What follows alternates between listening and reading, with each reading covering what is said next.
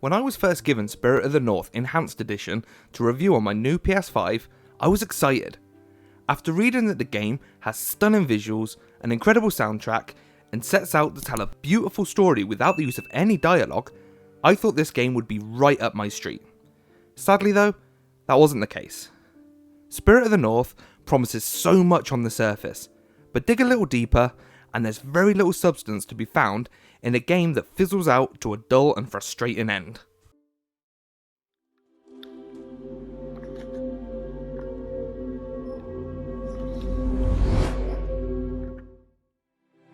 I'll begin by covering how the game performs on the PS5, especially given it's been out for a year already on other platforms.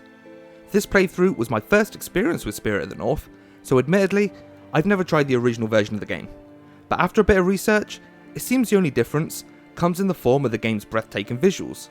There's no denying that every aspect of this game from top to bottom is a feast for the eyes, and running on the PS5 only enhances that. Every grassy field, snowy tundra and flowing river beams with life and colour. Each time I boot the game up, I'd be taken aback by the striking visuals that, even for an indie game, stand up against most PS5 experiences I've had so far. Given how much the game makes use of the PS5's power for graphics, it's a real shame that the game-changing DualSense controller is not taken advantage of. Sure, there's some basic rumble features whenever the game hints at where you need to be, but outside of that, there's no use of the haptic feedback at all. It's not a deal breaker, but given the new controller is one of the PS5's biggest achievements, it's disappointing to not see it used in the PS5 Enhanced Edition version. For the rest of this review, I'll be speaking about Spirit of the North as a whole, rather than the Enhanced Edition specifically. So if you've already played the game on other platforms, there'll likely be nothing new to note from here on out. For everyone else though, let me explain why I felt this game had unbelievable potential, yet left me feeling annoyed and bored come the time credits rolled.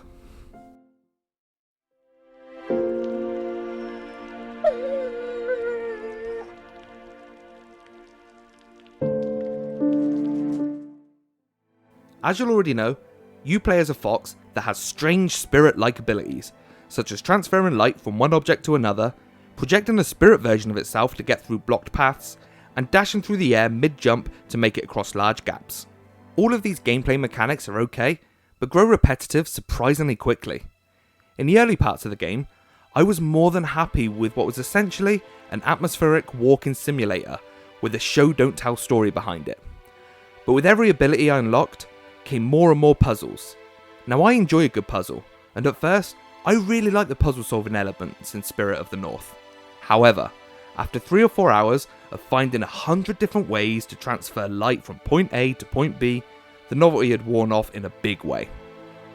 What made all this worse was that jumping about is the main activity you'll be performing, and for the most part, it's clunky and messy, and I would constantly miss the ledge I was aiming for, and would frustratingly need to start the puzzle all over again.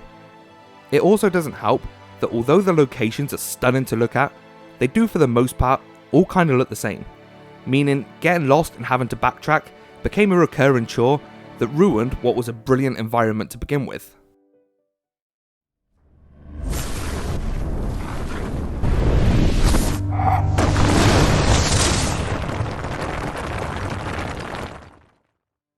The story also became a massive letdown for me.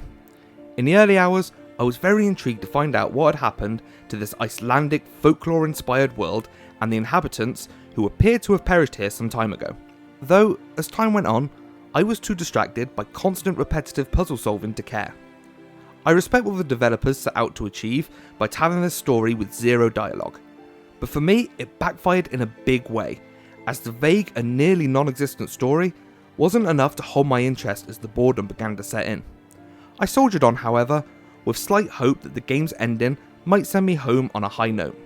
Unfortunately, what I got was more vague arty-farty nonsense that never felt earned in the same way as other games of this ilk. Take a game like Hellblade: Senua's Sacrifice for example. That Nordic-inspired tale is never fully fleshed out, but excellent gameplay, mixed with flawlessly executed dialogue and characterization, meant the mysterious parts of that story felt earned and exciting. I really wish Spirit of the North had done something similar. One way they could have achieved this would have been through the shaman spirits, which act as the only form of collectibles in the game. Essentially, You have to find one of the many hidden staffs and reunite them with their dead owners so that the spirit can move on. At least I think that's what was going on anyway. When you do this, you see the spirit rise up and fade away. I couldn't help but think how cool it would have been if said spirit actually spoke and revealed part of the backstory every time. It would have definitely motivated me to explore more and collect all of these shaman spirits. Instead, I felt that setting these souls free wasn't exactly achieving anything, so it wasn't long before I began ignoring both the staffs and their owners entirely as I tried to end this overall pointless experience as quickly as possible.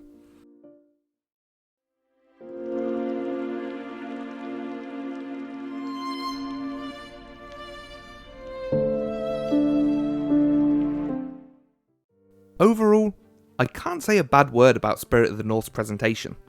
Every part of the visuals, including the adorable fox itself, which looks so believable in both its movement and realism, and the gorgeous location in which you explore, can't be faulted, especially on the powerful PS5. The excellent sound design and great use of music only enhances that experience. Sadly, it all falls down thanks to repetitive gameplay, clunky controls, a lack of haptic feedback, and an ambitious story that is too vague to hold up the other faults found throughout the game. I give Spirit of the North Enhanced Edition on PS5 a 5 out of 10.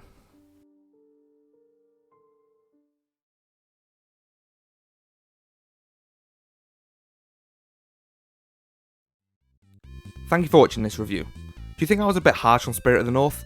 If you've enjoyed it, let me know, because I think this is the sort of game that could really divide opinions, and I think it will definitely work for certain people. So if you did enjoy it, please let me know and I'll get back to you in the comments. Also, make sure you remember to like this video and subscribe. And remember to check us out over on the website at respawning.co.uk for all the latest news and reviews. We can also be found on podcasts and Twitter and everywhere else. If you just search Respawn in UK, you will find us there. Once again, thanks for watching. I've been Mikey, and I'll catch you later.